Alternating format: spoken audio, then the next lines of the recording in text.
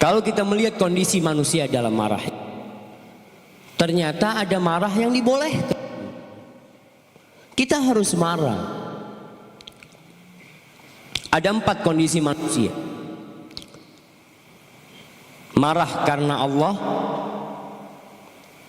marah karena Allah dan karena dirinya sendiri. Ada marah karena dirinya sendiri. Dan ada manusia yang tidak marah untuk Allah dan tidak marah untuk dirinya sendiri. Seperti apa contoh marah karena Allah? Kita tuh lebih sering marah untuk diri kita sendiri. Antum coba evaluasi hidup antum dari mulai balik sampai sekarang. Pernahkah antum marah karena Allah? Seperti marah ketika melihat kemaksiatan, melihat anak tidak sholat, melihat istri tidak sholat, melihat teman tidak sholat. Kita mau masuk bulan Ramadan, lihat temannya nggak puasa, muslim ngakunya, tapi nggak puasa, antum diem aja.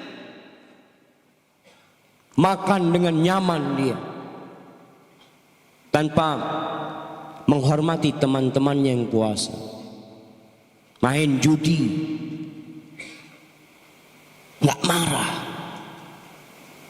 Seharusnya ketika itu antum marah. Nabi Musa alaihissalam pernah marah. Di surat Al-A'raf ayat 150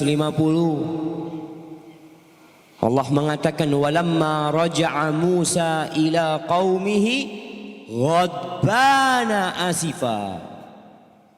Ketika Nabi Musa pulang setelah berjumpa dengan Allah Azza wa Jal, setelah membawa wahyu Taurat, Nabi Musa pulang dalam kondisi marah.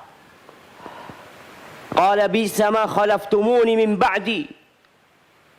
Betapa buruknya kalian ini ditinggal sama aku malah nyembah berhala itu. Marah ketika mendapatkan kaumnya menyembah berhala. Wa alqal alwah.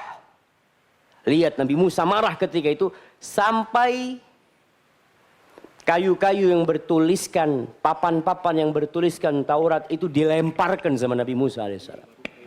Marah dia nggak tahan. Wa akhadha bi ra'si akhihi yajurruhu ilai. Kepala sama jenggotnya Nabi Harun itu ditarik sama Nabi Musa alaihissalam. Qala ibna umma, kata Nabi Harun, wahai anak ibuku, innal qauma stad'afuni. Bukannya aku tidak mengingkari kemungkaran, aku mengingkari kemungkaran tersebut. Tapi ya, aku dianggap lemah oleh mereka. Terus ganti, anak ganti nggak apa-apa aja.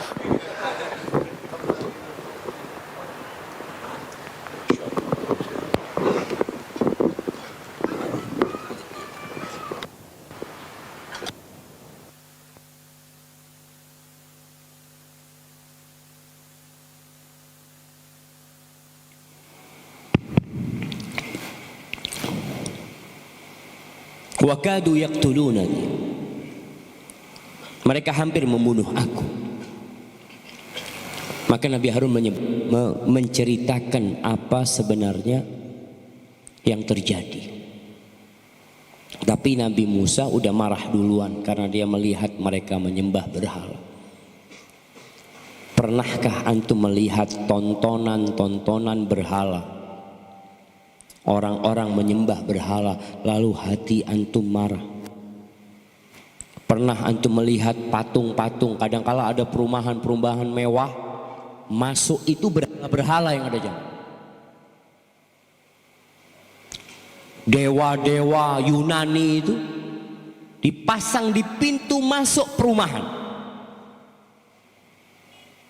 Sebagian itu menggambarkan malaikat,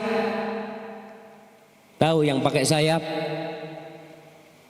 Antum marah nggak melihat itu?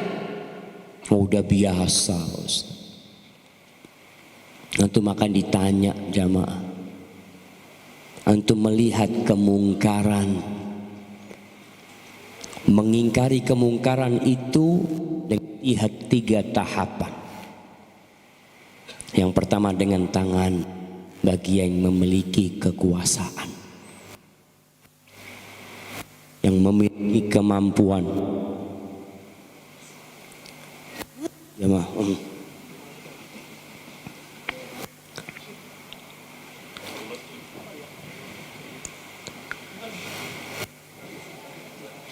ada apa di belakang?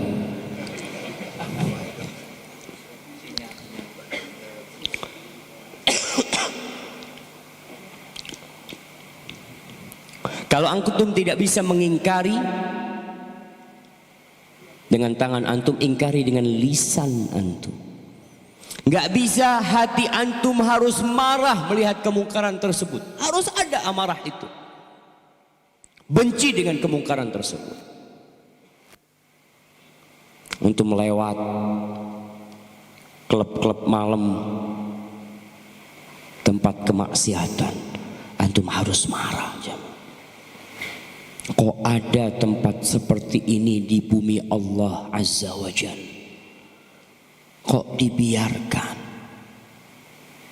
Waktu Jumatan melihat orang-orang gak sholat, antum harus mengingkarinya.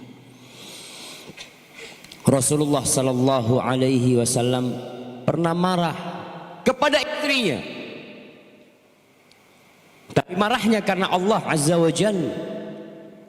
Dalam hadis Bukhari dan Muslim, Rasulullah Sallallahu Alaihi Wasallam masuk ke rumahnya, dilihat Aisyah radhiyallahu taala anha memasang tirai-tirai di rumahnya yang ada gambar bernyawa. Nabi masuk, fatalawwana wajhuhu, wajahnya berubah, marah.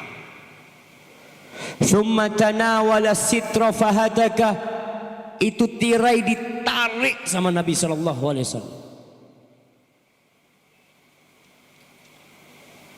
Wa qala Nabi sallallahu alaihi wasallam, Aisyah menceritakan ketika itu Nabi mengatakan alaihi salatu wassalam, min asyaddin nasi adzaban yaumal qiyamah alladzina yusawwiruna hadhihi suwar. Termasuk orang yang paling pedih siksanya pada hari kiamat, orang yang gambar-gambar ini. Marah Nabi SAW. Tapi kalau Nabi dikasih makanan kurang enak sama istrinya, Nabi nggak marah. Tapi kalau urusannya sama Allah, beliau marah.